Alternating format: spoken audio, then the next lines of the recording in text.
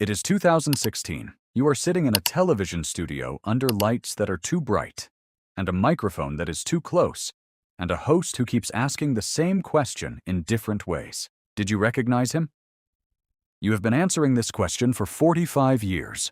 You have answered it to FBI agents and federal prosecutors and documentary filmmakers and journalists who drove 4 hours to find you after you stopped returning calls. The answer has always been the same. No. I did not recognize him. Let's go back to the beginning. November 24th, 1971. Northwest Orient Airlines Flight 305, a Boeing 727 that took off at 2:50 in the afternoon from Portland, Oregon, bound for Seattle, Washington. 37 passengers, 6 crew members, a 30-minute flight on the day before Thanksgiving. Nothing remarkable. Nothing that should have been anything other than ordinary. Nexlev, you are 22 years old.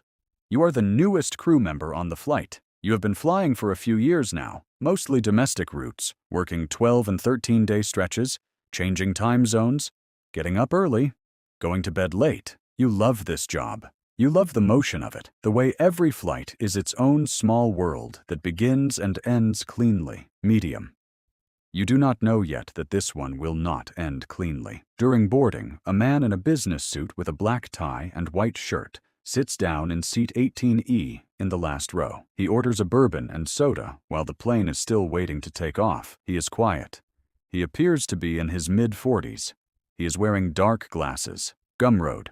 You notice him the way you notice all passengers. Briefly, professionally. And then you move on. The plane takes off. Everything is normal. The sky outside the windows is gray and flat the way Pacific Northwest skies are in November, heavy with weather that hasn't decided what it wants to do yet. And then Florence comes to find you. The man in 18E handed Florence a note. She assumed it was his telephone number and did not open it immediately. This is a detail that will stay with you for the rest of your life. The ordinary assumption. The instinct to file something away rather than read it.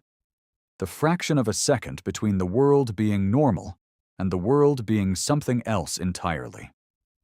Nexlev Florence opens the note. The note says he has a bomb in his briefcase.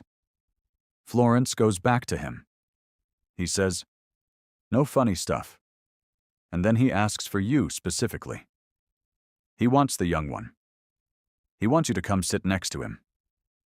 You walk to the back of the plane. You sit down in the seat beside him. He opens the briefcase. Inside, wires, a battery, and red sticks. Stan, your training tells you to stay calm. Your body is doing its own separate calculation. He tells you what he wants. $200,000 in negotiable American currency. 4 parachutes. The money waiting when they land in Seattle. If he gets what he wants, the passengers go free. The pilots stay. You stay. Stan. You write down his demands on an envelope. Your handwriting is steady. You will look at that handwriting later and not fully believe it was yours. Here is what nobody tells you about being taken hostage. It does not feel like the movies. There is no dramatic music. There is no clarity. There is just a man sitting next to you who may or may not have a bomb and who is speaking to you in a voice that is not nervous, calm, almost pleasant. Mil-X. You talk to him for hours, not because you want to, because the flight circles Seattle while the FBI scrambles to find $200,000 in $20 bills on the day before Thanksgiving. And while it circles, he is there, and you are there. And the only thing between panic and survival is keeping the conversation going. He smokes. You light his cigarette for him. You will think about this gesture for decades. The intimacy of it. The strangeness of it. The way normalcy inserts itself into impossible situations because the human brain does not know what else to do. Nexlev. He is polite. He is specific. He does not threaten you directly. He does not touch you. He drinks his bourbon and he smokes his cigarettes and he tells you his demands again when you ask him to repeat them, and he waits. You study his face. You study it not because you are trying to memorize it. You are not thinking about evidence or FBI sketches or future documentaries. You study it because you are 22 years old, and you are sitting next to a man with a bomb, and the face is the only thing you can read. The only thing that tells you whether the next second will be safe or not. You watch his eyes. You watch his hands. You watch the way he holds the glass. He does not look like a man who is afraid. This is the most frightening thing about him. When Flight 305 lands in Seattle-Tacoma International Airport, the 36 passengers are released in exchange for the money and parachutes. Gumroad. You watch them leave, row by row.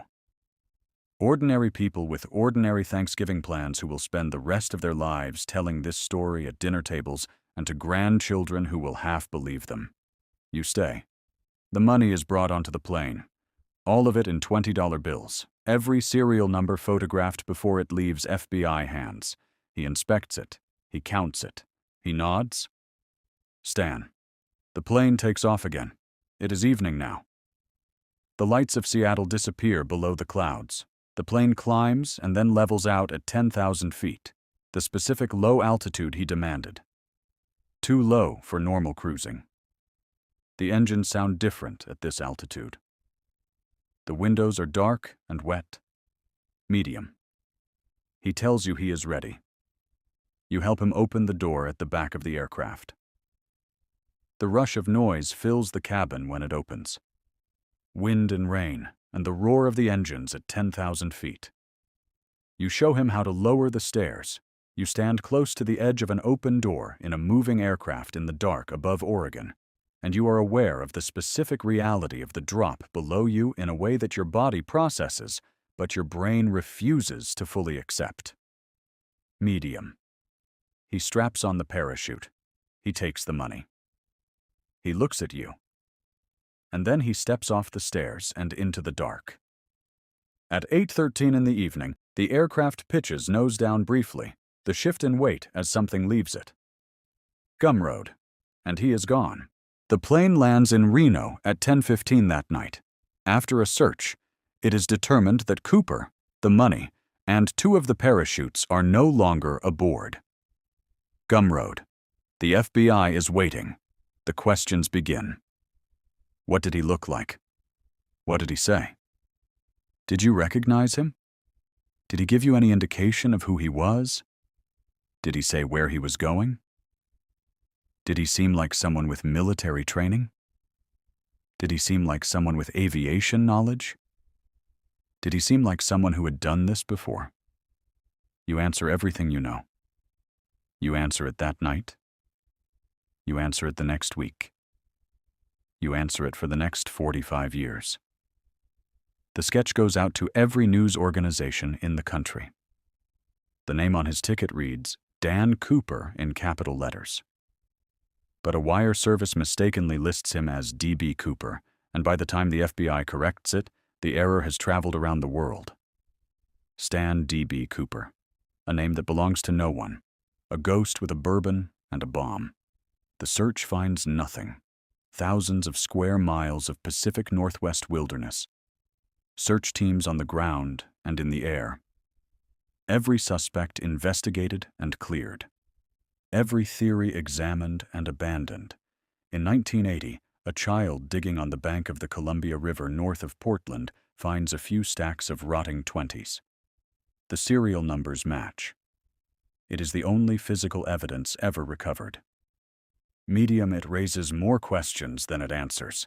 If the money washed up there, did he land nearby and not survive? Did he bury it and come back for most of it? Did the river carry it there from somewhere else? Nobody knows. In 2016, 45 years later, the FBI officially declares the case unsolvable and closes the active investigation. Gumroad. He is still out there, or he is not. Nobody knows which. You leave the airline not long after the hijacking. You spend years away from public life. You do not give interviews. You do not appear on television. You remain out of the public eye for 45 years. Medium people find this strange. People think silence means something. People think you must know more than you are saying. You do not know more than you are saying. You know exactly what you saw. You know exactly what you heard. You know the way he held his glass, and the way he lit his cigarette, and the way he stood at the edge of the open door at 10,000 feet in the dark above Oregon and looked back at you before he jumped. What you do not know, what you have never known, is who he was. Every few years someone comes forward with a new theory, a new suspect, a new piece of evidence that turns out to explain nothing. Investigators find you. They show you photographs. You sit for your first television interview in 2016 on the History Channel. They show you photographs of a suspect. You look at them carefully. You say, "I don't think so. Medium, not him. Not him either." You have looked at a lot of faces over 45 years. None of them have been the right one. Here is what stays with you. Not the fear, though the fear was real. Not the bomb, though the bomb may have been real. Not even the moment he stepped off the stairs into the dark. What stays with you is the 4 hours before that. The conversation, the cigarettes, the bourbon, the way he spoke to you like a person rather than a hostage, the way he seemed, in some strange way that you cannot fully explain and have never been able to explain, like someone who had thought very carefully about what he was doing and had made peace with it. He was not panicking. He was not improvising. He was executing a plan that he had constructed somewhere before that day in some room you will never see by a person you will never identify. And the plan worked completely, perfectly, in a way that no crime before or since has worked in quite the same way. He got the money. He got the parachutes. He got off the plane. He disappeared into the dark above Oregon, and he was never found. Not his body. Not his identity. Not a single confirmed trace of where he went or who he was, or whether he survived the jump into a rainy November night. Above the mountains. You are now in your 70s. You have lived longer than the investigation lasted. You have lived longer than most of the people who searched for him. And you still do not know who he was. The host in the television studio asks you one more time. The lights are too bright, and the microphone is too close, and the question is the same question it has always been. Do you think he survived? You look at the camera. You think about the man in 18E who ordered a bourbon and soda while the plane was still at the gate, who was not nervous, who stepped off the stairs at 10,000 feet in the dark above Oregon and disappeared so completely that 50 years of technology and investigation and theory and obsession have not produced a single confirmed answer. You think about that for a moment, and then you say, I honestly don't know. Because you don't, nobody does. And somehow, after all this time, that is the most honest and the most terrifying answer there is. The D.B.COOPER hijacking on November 24, 1971, remains the only unsolved case of air piracy in American aviation history. Over the course of the investigation, the FBI examined more than 1,000 suspects. None were ever charged. The case was officially closed in 2016. Drop a comment with your theory. Who do you think he was? Subscribe for more.